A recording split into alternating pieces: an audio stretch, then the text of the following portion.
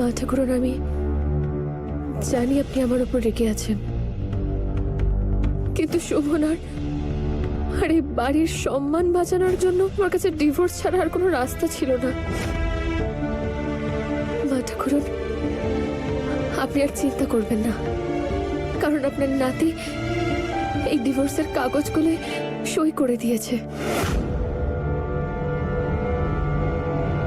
আমি জানি তুমি এই পরিবারকে কতটা চাও, তোমার সবকিছু বাজি রেখেছো তুমি।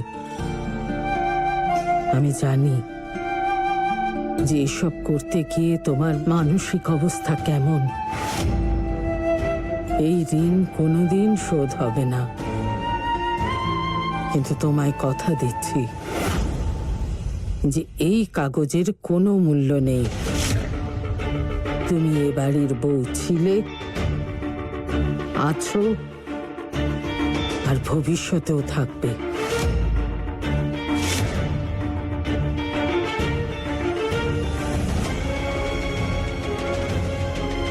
মা ঠাকুরন, আপনি বিশ্রাম করুন।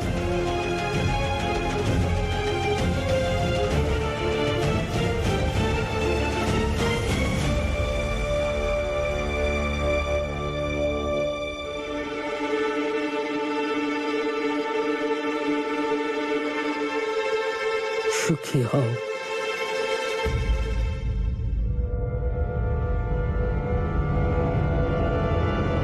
আপনি ভুল করছেন, আমি কিচ্ছু হারাইনি, কিন্তু পেয়েছি তো সবই। আপনার পূর্ণ আস্থা, আপনার প্রতিজ্ঞা, আর এই বাড়িতে একদম পাকাপাকি ভাবে আমার জায়গা।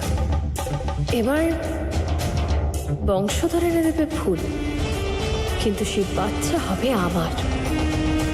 আর ফুলের থেকে বাচ্চা ছিনিয়ে নিয়ে 1 বছরের মধ্যে বাড়ি থেকে বের করে দেওয়ার দায়িত্ব আমার।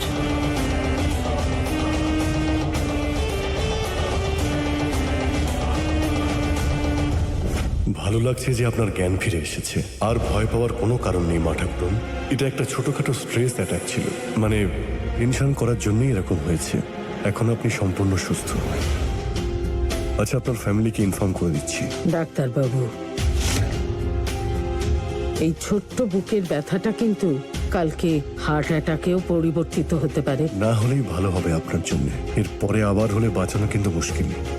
ডাক্তারবাবু, এই পরিবারকে তিল তিল করে তৈরি করেছি, সেটাই যখন সামলাতে পারলাম না, নিজেকে সামলে আর কি হবে বলুন? বুঝতে পারছি না এদের সবাইকে কি করে বোঝাবো যে আমি যা করছি এদের ভালোর জন্যই করছি। কিন্তু ছোটরা যদি বড়দের কথা না শোনে, তাহলে বড়রা দুঃখ পায়, তাতে তাদের